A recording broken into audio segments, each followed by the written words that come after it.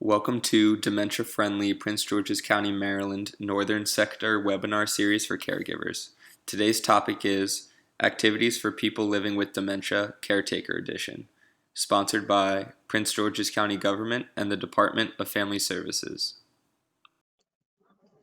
Good evening, everybody. Thanks so much for joining tonight. This is an activity very near and dear to my heart. My name is Katelyn Sloan, and I work with Insight Memory Care Center in Fairfax, Virginia.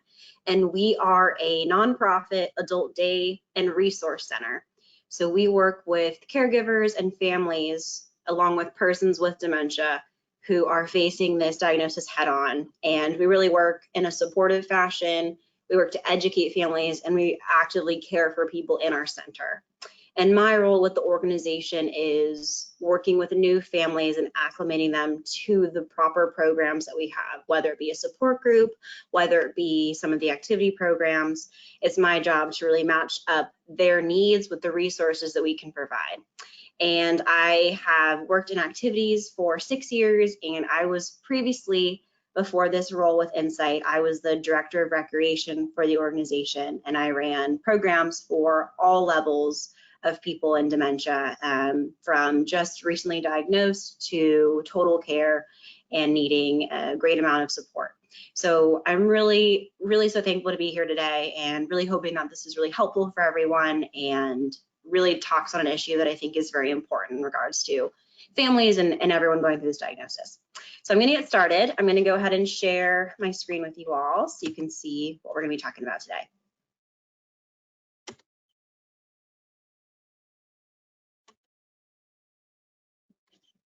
Okay, so before we begin, I really want to touch on what person-centered care is and how that's involved in activities.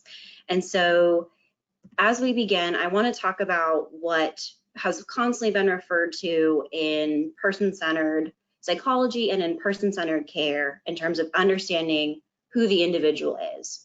So we are all aware that people with dementia will struggle with their memory, will struggle with their cognition, but to really honor who that person is and to practice person-centered care, we really have to understand all of the needs that exist outside of their cognition or outside of their direct care. And person-centered care really evolved from a place in dementia care that saw a need for a quality of life, and that saw a need for dignity and respect for those facing this diagnosis. We've been aware that people have always needed assistance using the restroom, showering, eating, all of those basic care needs. But what wasn't spoken about so recently is the need for quality of life with dementia, and that a quality of life with dementia was possible and it should be expected. And in order to achieve that, we have to meet all of these needs. We have to understand who the person is, what their relationships are. We have to understand what makes them feel safe, what makes them feel positive and loved. And we really have to understand who this whole person is in order to provide a quality of life. And so in order to talk about activities and how to run successful activities, we have to talk about person-centered care because it's at the foundation of what positive activities are. And person-centered care really is the philosophy that quality care and quality of life is built upon relationships. And I'm sure as many of you going through this diagnosis are aware, relationships become strained in nearly all avenues, whether it be as the caregiver providing care, as families facing fear and uncertainties as to what to expect, what to plan for the future. And it's important to understand that in order for us to provide that quality of life, we have to understand just how important the relationships are to the person with dementia and how much value that adds in the level of care and the quality of life that we're able to offer them.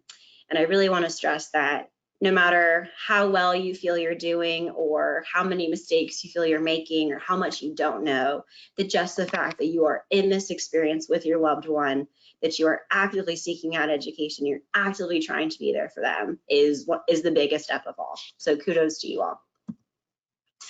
And so I want to talk more about what person-centered care really is. And person-centered care started with Carl Rogers, who was a humanist psychologist who studied what it meant to thrive in environments.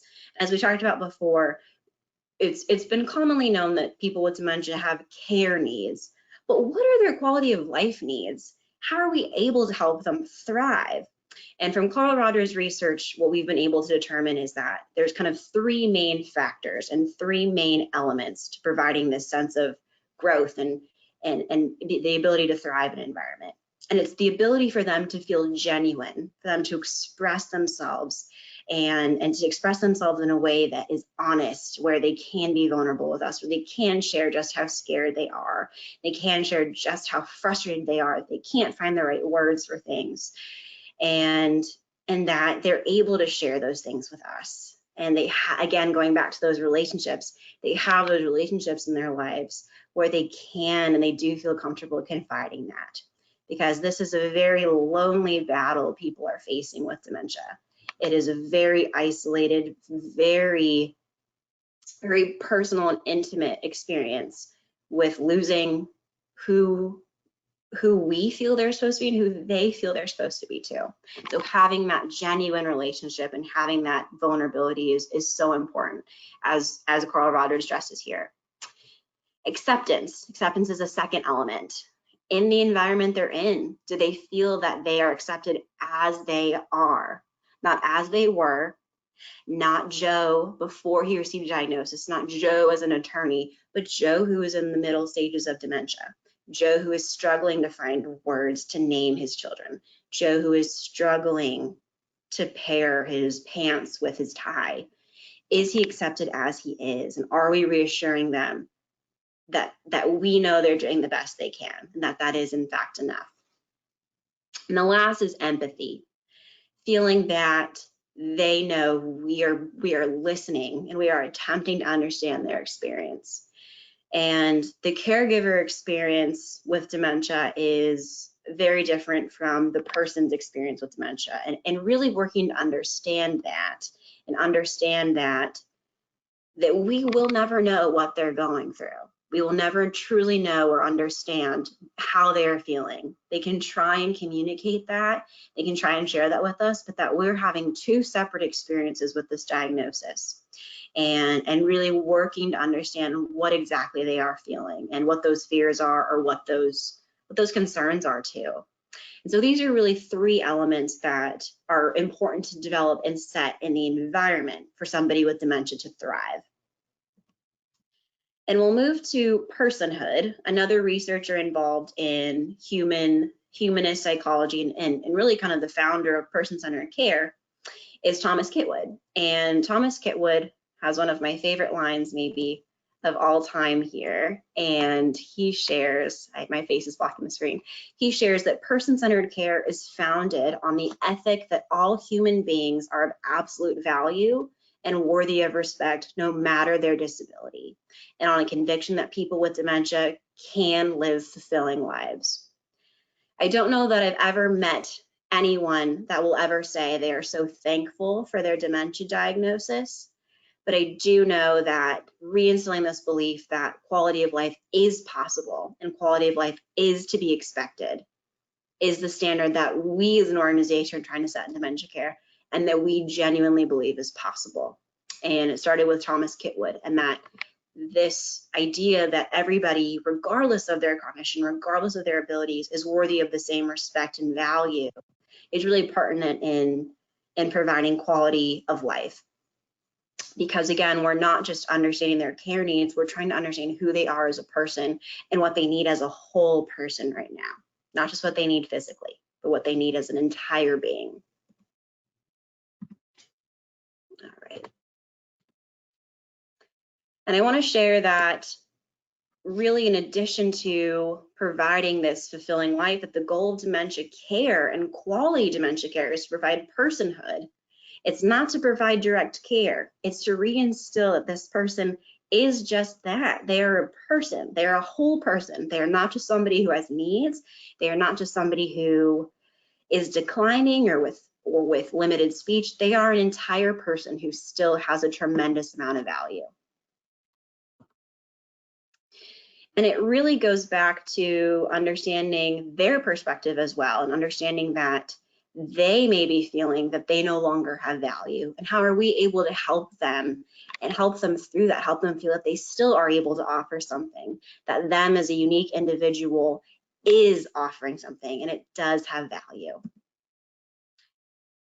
And so here's really where we get to the activities. And I really wanted to stress the value of person-centered care before we move to activities, because I think they go very much hand in hand. And in order to understand what meaningful activities are, we have to understand what real person-centered care is. And so the research behind activities stems from providing an intervention that is meaningful and has some sort of positive outcome for people with dementia. It may sound more complicated than it is, but it really is. It's an activity. It's just that. It's activity that provides some sort of purpose. And it's everything from what we as independent people do daily. It's getting up, it's going for a walk, it's making ourselves breakfast, turning the oven on, it is hopping in the shower, it is going for a run, or it is all those things that we do independently every day that somebody with dementia now needs assistance with. And those activities become pertinent to their day-to-day routine, because again, that shift in needing assistance is that shift in mindset as to who am I now, and what value do I add when I can't do these things I used to do. And activities really shifts the focus onto what they can do. What are they still able to do even with this diagnosis? And so the value and the research behind very quality activities has shown that providing activity and providing meaningful person-centered care actually has shown decreased depression, better sleeping, reduced caregiver stress for you all, increased mental and social stimulation, and really minimize some behavioral changes. And I will say firsthand, the value of being able to work in a center like Insight, you're really able to see the value that these activities have. And to share a personal anecdote, the tragedy that was that is this coronavirus has really affected our older population so much more heavily. And to see when we had to close our doors in March due to the imminent fear that it just wasn't possible to stay open due to the virus, and then reopening at the end of August, to see the decline and the depression that was elevated because people weren't able to come to Insight and weren't able to do those activities was so heartbreaking. And it just further reinforced the value that these activities provide. And it doesn't just provide something to do, it provides purpose, it provides quality of life. And all of these things you see here, decreased depression, improved self-esteem, improved sleeping, it provides all of these things. And ultimately it provides this quality of life and a reason to wake up each and every day, even when you're looking this diagnosis head on.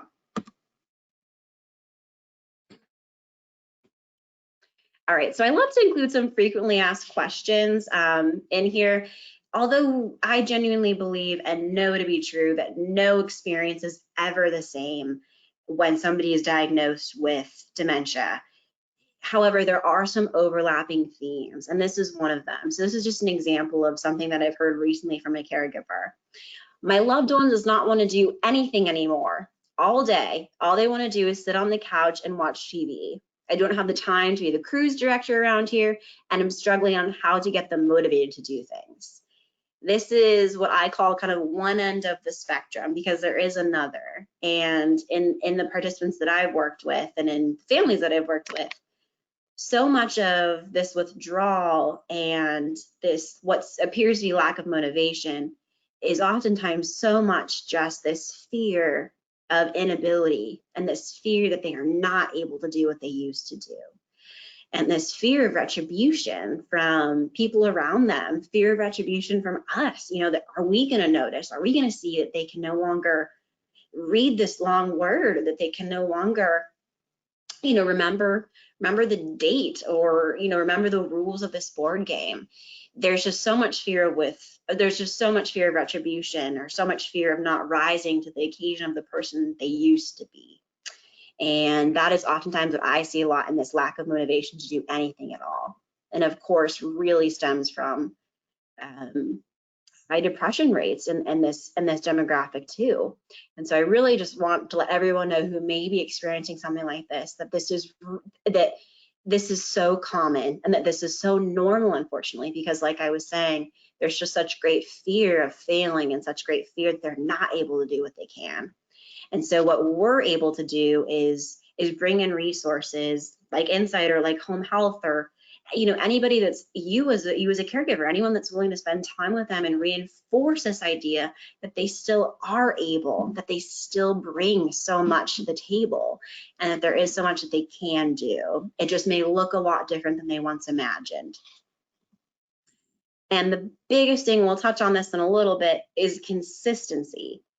The value of routine, I think in a lot of our lives just as humans, but I think specifically for people with dementia, a routine can provide reassurance in a very anxious time when you're not sure what you're going to remember the next day, or your memory is spotty on where you even are, who you are. Having something that's consistent, that happens every single day at the same time, really provides that security and provides that level of, I still can, or this is still here, and I still have this. It provides that sense of, that true sense of security, that this is something that's normal in a really abnormal time, and a really abnormal experience while they're dealing with their dementia and memory impairment. And so how do we practice person-centered care at home? Because I think that it oftentimes, activities seem as just this additional thing that's added to a caregiver's plate. And I hate that it seems like that to so many of you, and so many people I've worked with, because really the goal of activities is to give you something meaningful to do together, not to add to your plate, but to change what you're already doing, to make it a bit more dementia friendly, and to make it a bit more inclusive of the person in your house or in your life that has dementia. And so, like I said, there's so many different meaningful activities we can practice at home, but it stems from adapting, and it stems from, like we talked about kind of in the second slide, as we talked about what person-centered care really is. It comes to acceptance and empathizing with their experience, and really working to understand what they're going through this. And so let's talk about routine. So as you all are thinking, how am I able to add activities into my loved one's life, or I really struggled adding activities into my loved one's life, how is it possible? And the biggest success stories that I have seen is by really working to understand the very minute details of your loved one, right? It's understanding the root of person-centered care, who that person really is and how they function. So how do we set your loved one up for success? First of all, what activities are they going to enjoy? And here comes a really hard point, that things that they used to love and used to really enjoy doing, they may not anymore. It may be this totally new interest set, or totally new lack of interest that you haven't seen before. And so it's really working to understand who that person is right now, not who that person was, factoring who they were into who they are now, but really working to understand who they are today. No matter where you're at in this process of dealing with somebody who has a diagnosis of dementia, you may or may not be aware of that. Every day for them is very different. Every day in their cognitive level looks very different. Every day in their anxiety looks different. In their abilities looks different. And so how are they today? And who are they today? Are they in this year? Are they in the year 2020? Or are they back in the 7th grade? Where are they? And really working to understand what their mindset is too. What's the environment you're trying to start an activity with? For most people, it is inside the home. And when we're thinking about kind of more specific inside the home, what room are we in? Are we in a room that they enjoy being? Are we in a room with too many distractions? Are we in a room with too little distractions? Really taking note of all these intricacies that really could set your loved one up for success. Kind of a commonality I found is The living room is often a place where everyone relaxes. You go at the end of the day, or for most of the day, whatever your loved one's doing, and they sit on the couch, or that's their relaxing zone. And oftentimes it's not the best place to try and start a new activity, because that is their safe place.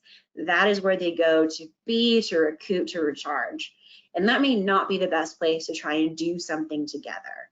And that's just something that often gets overlooked in terms of trying to really start a successful activity. Let's talk about also what time of the day we're trying to start this. Who is your loved one? Are they an early bird? Are they a night owl? Are they not sleeping at all right now?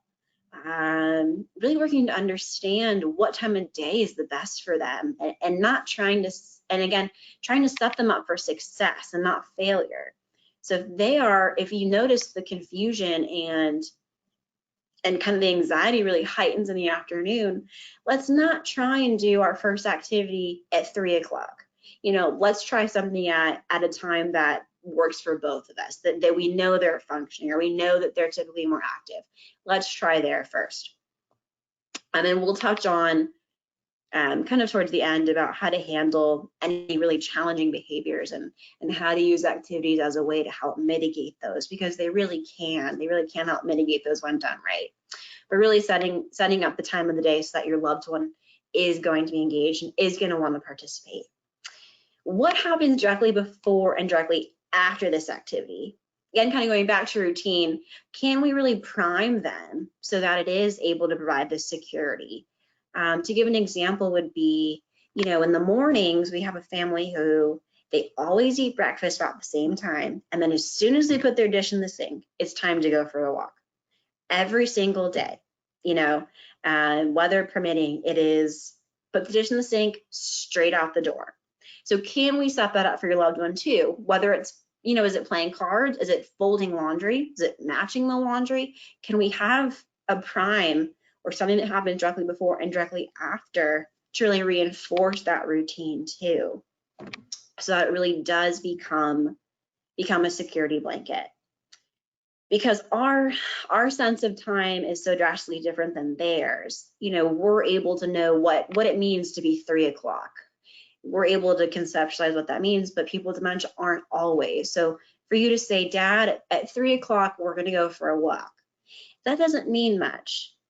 It may, but it doesn't mean much to most, because they're not able to conceptualize or even remember that at 3 o'clock, that's what happens. But what they are able to remember is that as soon as I put my dish in the sink, I go for a walk. And that's where we kind of build that routine and build that sense of safety and that sense of purpose, that this is what I do and this is what I look forward to doing too. And as we talked about, kind of central to person-centered care is the relationship involved in the care we're offering and in the activities we're offering. Who's involved in this activity, and making sure that it's the right person. If you're not interested or you absolutely hate doing puzzles, you're not the right person to be doing that puzzle with them. Is there someone else? Can you bring someone into the home? Is there another family, or another person in your life that just wants to do that with them? And is that activity that you're really going to enjoy doing with them, or that you're really able to set them up for success? Because I think as many of you as caregivers will know, you're so often the bad guy, and activities gives you a place where you don't have to be the bad guy. You can be the fun guy, and you can do something together and make meaningful memories together during the activity. And I think arguably the most important is how challenging is this activity? Because the purpose of an activity is to provide meaning and to provide purpose. If we are setting our loved ones up to an activity that is just so beneath them, or so easy for them, it's not going to be engaging, and it's not going to have the effect that we hope for. It's going to provide them that purpose. It needs to be the right level. What's the difference between an easy does it crossword and New York Times crossword? Anyone that has done the New York Times crossword knows it's extremely different. And please don't give that to me tomorrow, let alone when I have dementia, because it will frustrate the heck out of me. And really knowing what level your loved one's functioning at, so that we can provide them the right level of activity, in addition to making sure that it is an activity they're going to enjoy.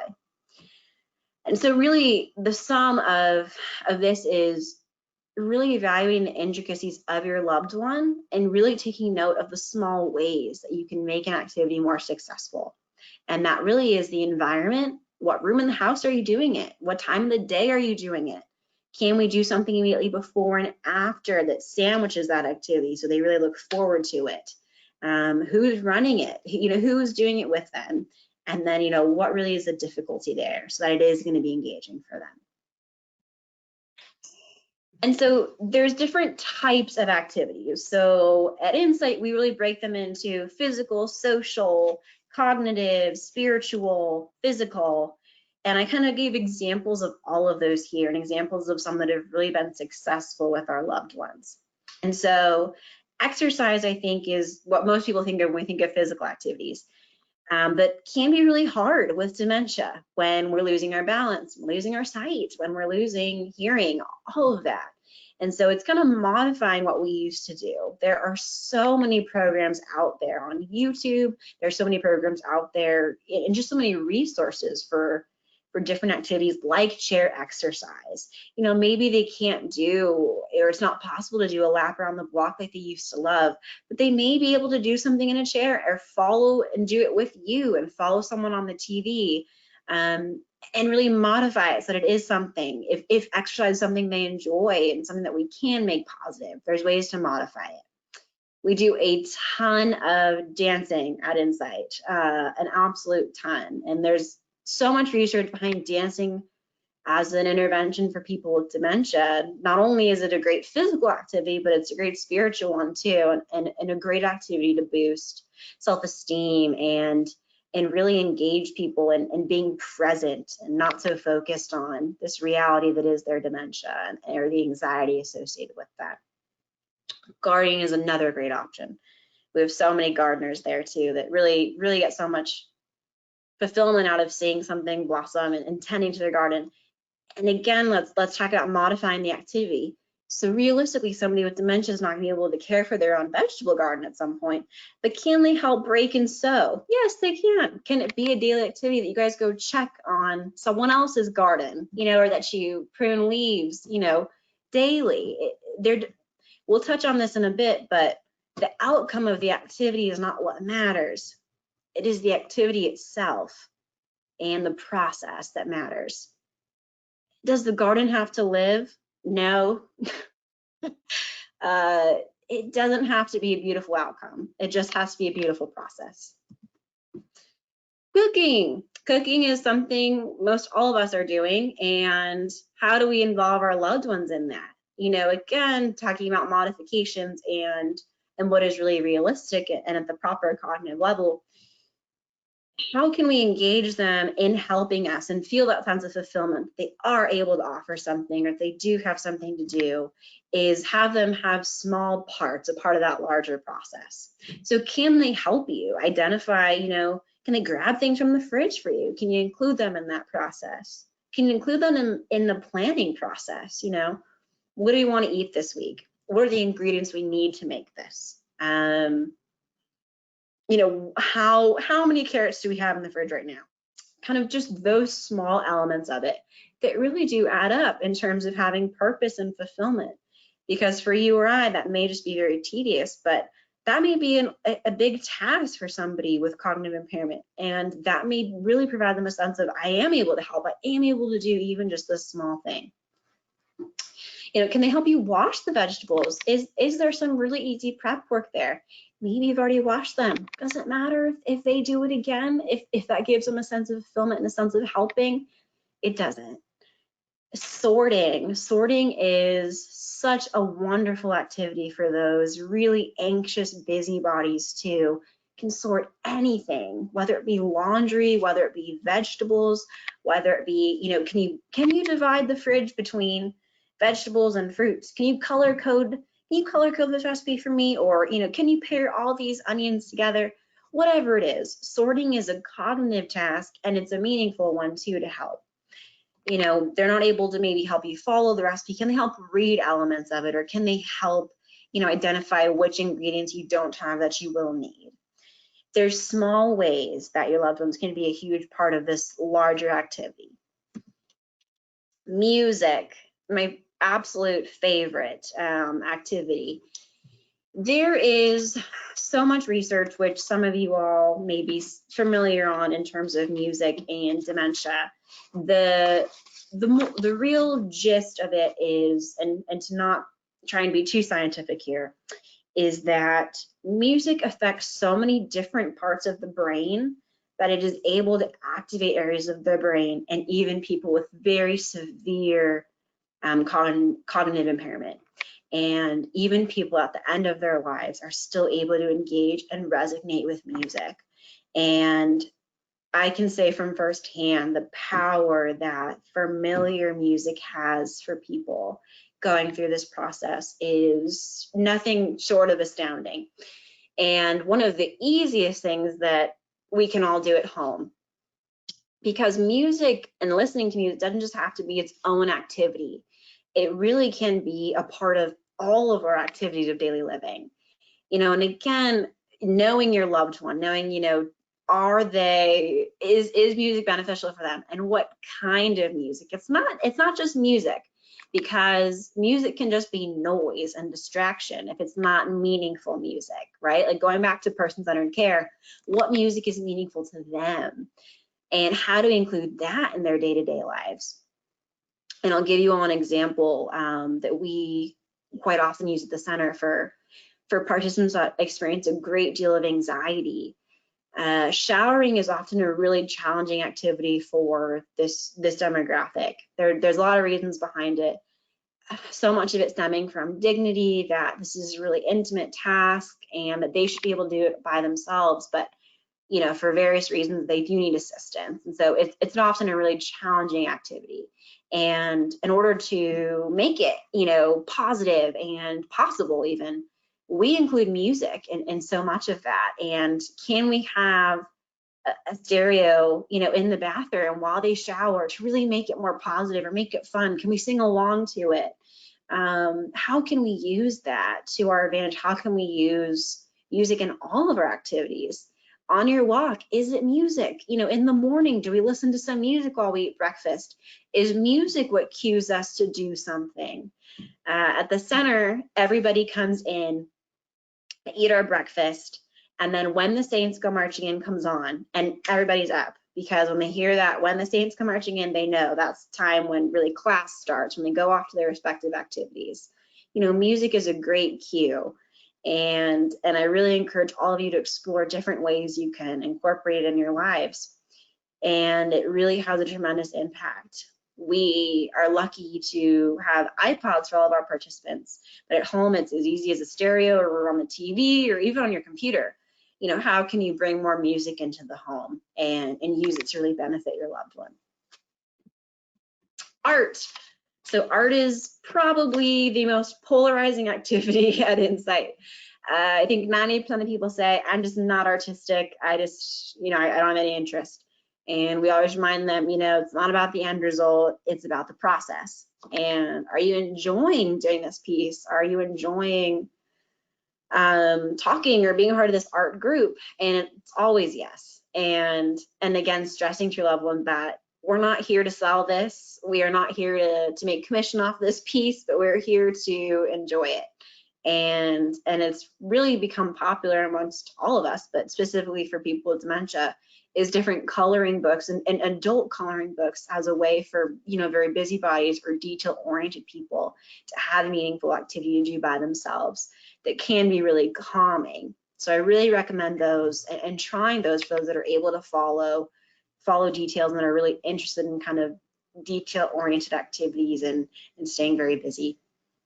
For those who may be, that may be too challenging to follow kind of these, as you see on the left, these mandala style paintings, there's what's called aqua paintings that all you need is a wet paintbrush, just with water, and you paint over this picture, and it reveals kind of this, beautiful scene behind it. And they're readily available, most places. You can order them on Amazon, you can order them pretty much everywhere, any craft store. But those are really great for people who may be further along in the process too, who still really enjoy art, but who aren't really able, whether dexterity wise or just cognitively wise, able to follow kind of the more detail oriented. but again, provides them this ability to still express themselves and still do something meaningful to them. Sorting, we talked about before, sorting is one of my all-time favorite activities because it's so creative and so easy. And I think so many caregivers have really enjoyed adding this to their lives at home because it doesn't require much at all. You can pretty much sort anything. And so here on the right, you have one of our participants who's clipping recipes, and she's categorizing them for me on ones that she thinks are going to be good and one that she thinks are not even worth our time and that we're going to toss out. So it's as easy as that. Is it sorting recipes?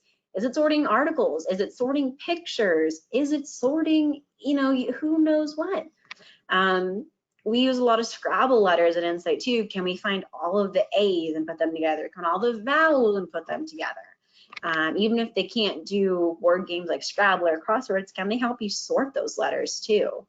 And help kind of create those lists too about it. Can we list those things that we need in the fridge?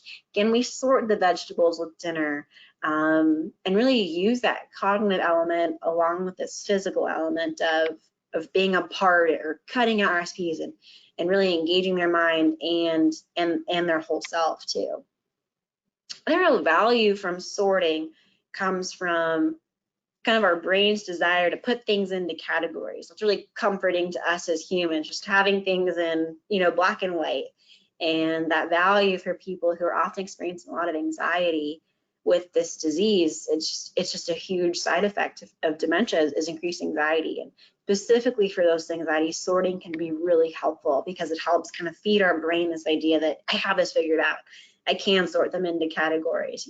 I may not know what year it is, or I may forget that this is my house or where I am, but I can sort and make this list here. Again, kind of that smaller activity, a part of the much larger pattern of life that gives them that sense of fulfillment and gives them that sense of self.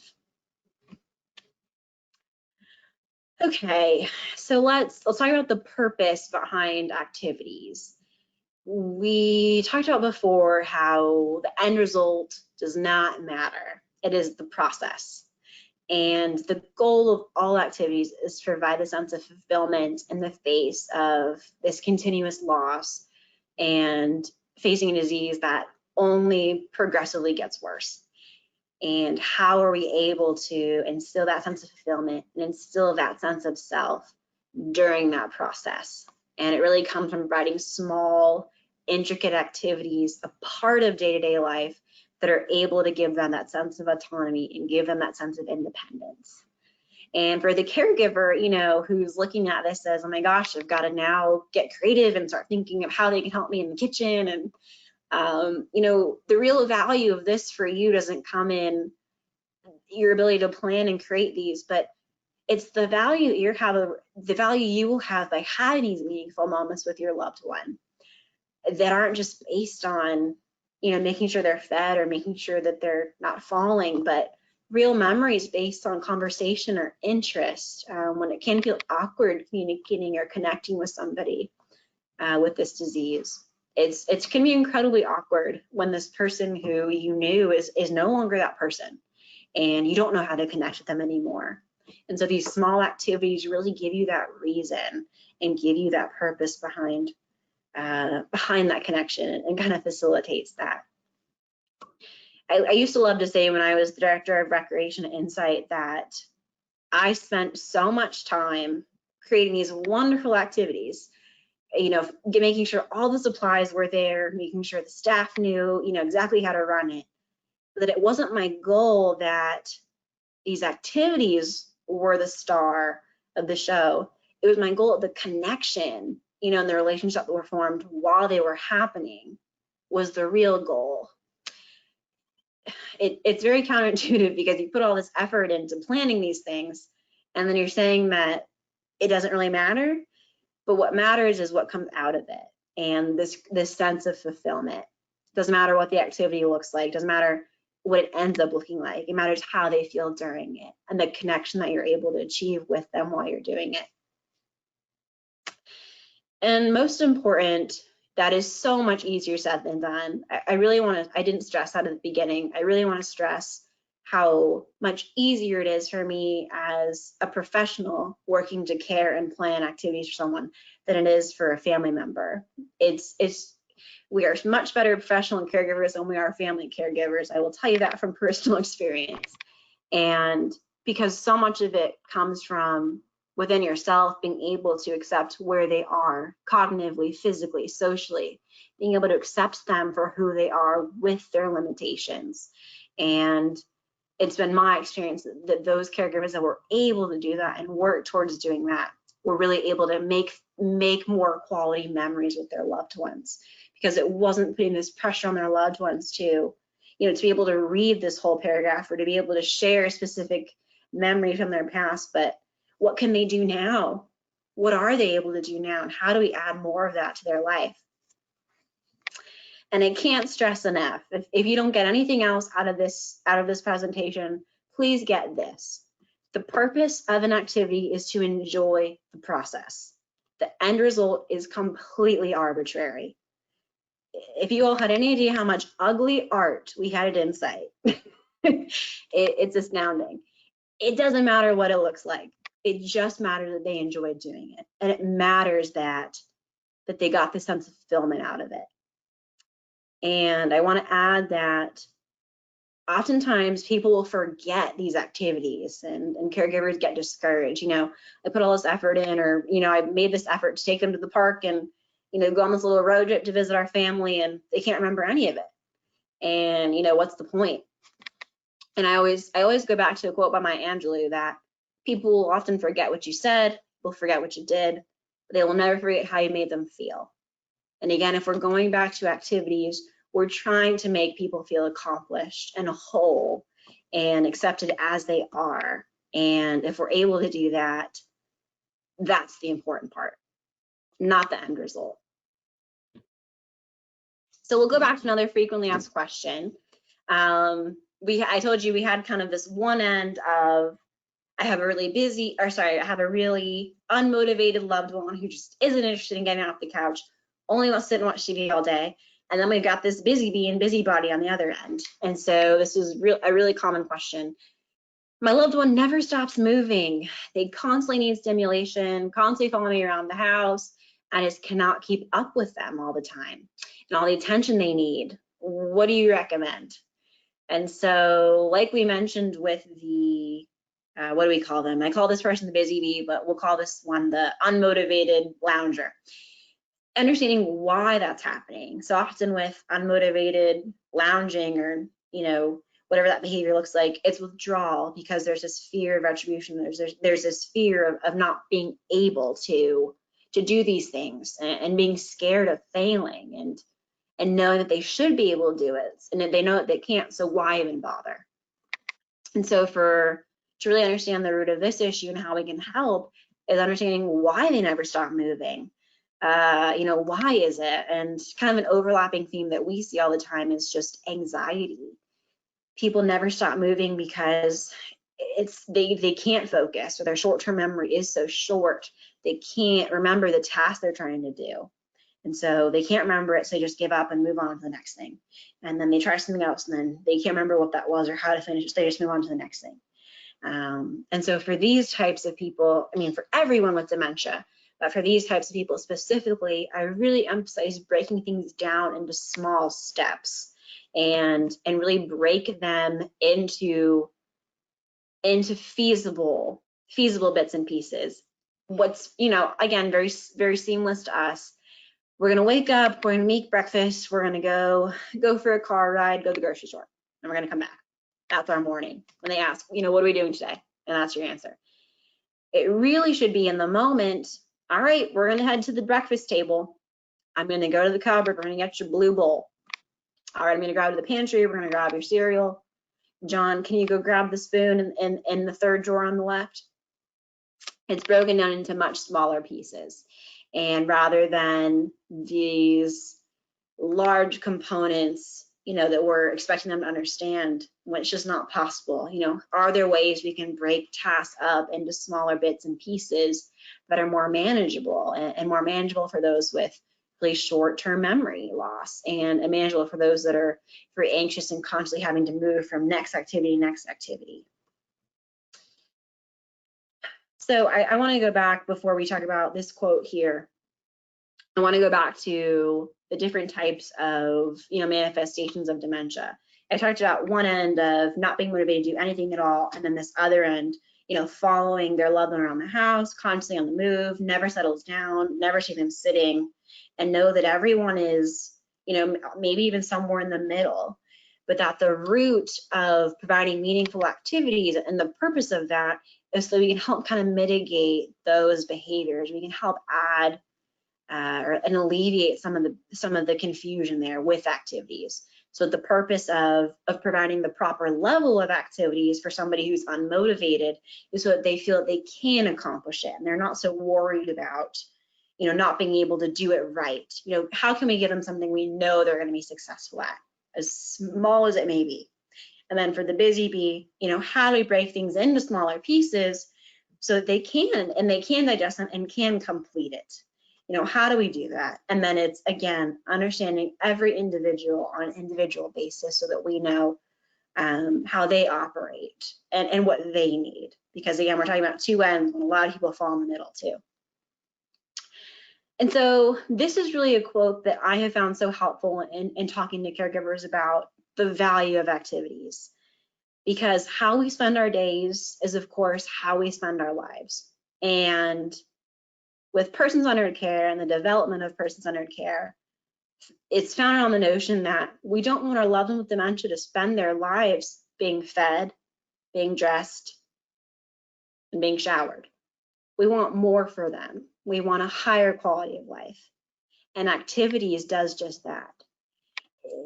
It's no longer acceptable that we're just keeping people with dementia alive. We want them to thrive, and we want to give them things to look forward to, and we want them to have meaning in their lives, and that it is possible.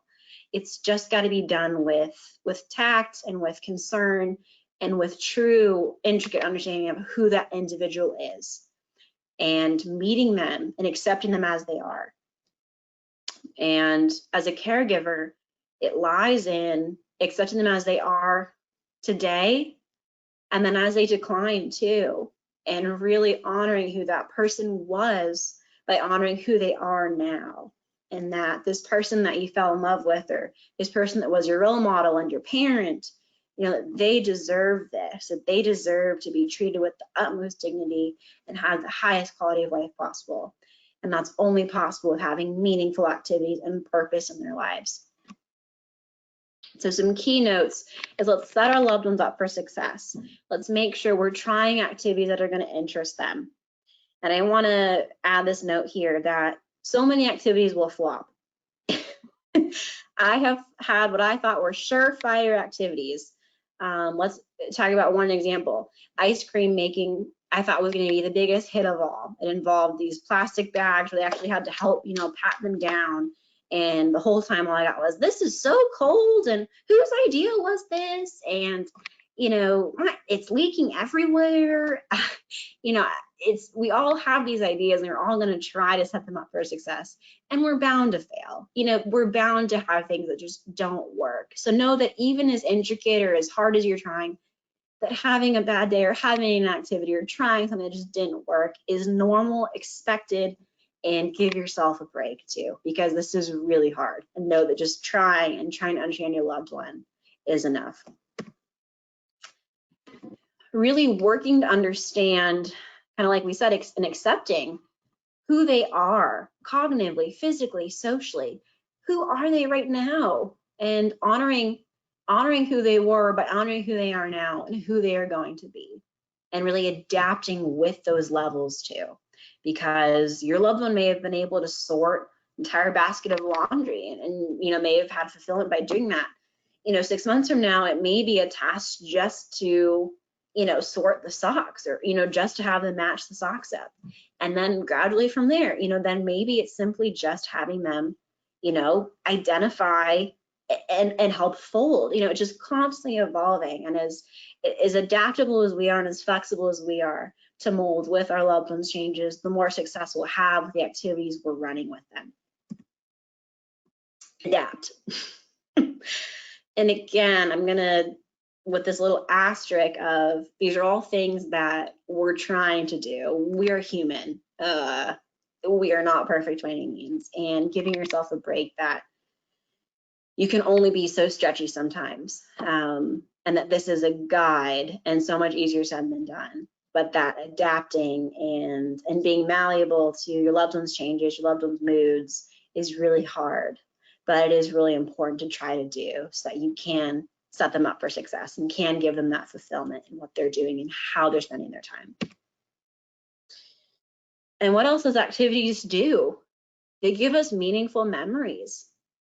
Having things apart from bathing and feeding and just caring for them is so important for you as a caregiver and so important for them to feel that relationship. You know, we talked about the values of relationship before in terms of providing person-centered care. And the value of relationships and activities is exactly the same. It's as meaningful for you to make those memories and to see your loved one happy and interested in spending time with you as it is for them to have that fulfillment in the activities that they're doing. And I want to wrap up so that we have time for questions if anyone has any. And I really wanted to thank you all. I consider it such a huge honor to be able to work with caregivers, especially caregivers who are caring for people with this diagnosis. And it is such a hard journey. And I have only respect for all of you. And it's really my goal to help add quality of life to everybody going through this diagnosis. And I really want to thank you all for the devotion you have for your loved ones. But I want to leave you with this, and this is something that I have taped to my office door, something that I read every day, that dementia does not rob a person of their dignity. It's our reaction to them that does. I'm going to read that again because I think it's so important. Dementia does not rob a person of their dignity. It's our reaction to them that does. And I think that really goes to acceptance and to honoring who they were by honoring who they are now. If we can respond with love and with empathy and acceptance, we're able to honor this person as an entire person. And so thank you so much for listening, and I'm happy to take any questions now, Sharon, if anyone has any. So thank you all so much. Oh, sure. Thank you so much, Katelyn, for taking the time to really highlight activities that can be done with our loved ones, and really remembering that, we should attempt to and work to meet the person where they are now, and it's hard to sometimes do that. And we sometimes, it's easy to focus on and remember who we grew up with, who we were married to, but it's about that individual and trying to meet them where they are. And that's why we do this, why we have, experts as yourself to come on and just educate the community to help the caregivers, because caregiving is a task in and of itself. And so we want to get that education and information out there to help the caregivers walk that journey as easily as possible. It's challenging in and of itself, but again, any information, tips, activities, or just tools to add to their toolbox is definitely helpful. So I just wanted to take a minute to add to what Katelyn has already said, and we're just going to highlight information that we wanted to just share with the community, and talking about a couple of things. So one is the upcoming screenings for Memory Mondays that takes place the first Monday of every month. So if you're interested in receiving a memory screening yourself, or for a loved one or a friend, you can call anonymously and get a free memory screening over the phone. Next, we do hold a virtual caregiver support group and social distancing support group, and the first and third Wednesdays for the caregiver support group, and then the first and third Thursdays for the social distancing support group. We also have a monthly newsletter. If you're not on that newsletter list, please reach out to us and we can add you to our newsletter listserv. And then we also have Dementia Friendly Northern Prince George's County YouTube channel, which this presentation will be uploaded and added to that channel so that you're able to go back and refer to this presentation as well as others that we have done.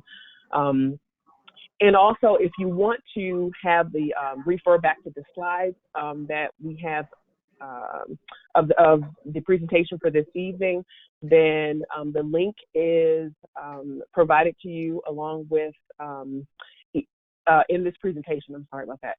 The last information is if you need to contact, if you have any questions, about as a caregiver, you can contact the Maryland Area Agency on Aging at 301-265-8450, and then other local agencies that you can refer to if you have questions or just need additional resources. Okay, so last couple of points I'll mention before we turn to the questions, and we do have several questions, Katelyn. One point is, if you are an individual who is looking to work with us as the dementia-friendly Northern Prince George's action team, we're working to educate the community and create a more dementia-friendly community. If you're interested in doing that and working with us, please reach out to us and we can clue you in and fill you in on, what we do, how we do what we do. And we're doing it virtually, albeit, but we're still doing it and getting the information out there. And then also, if you would please also complete your satisfaction survey so that we can get the feedback that we need to make sure that we're providing presentations and content that is beneficial to you all, okay?